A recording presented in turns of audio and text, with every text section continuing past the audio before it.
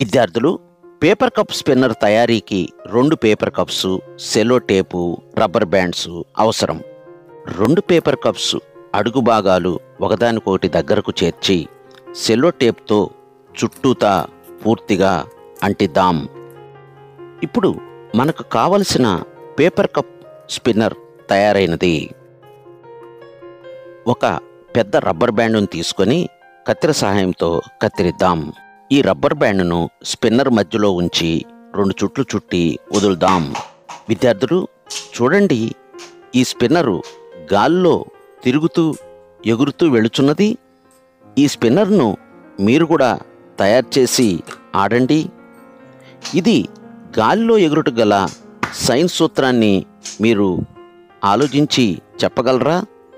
చెప్పలేని పక్షంలో వీడియో యొక్క డిస్క్రిప్షన్లో చూడండి.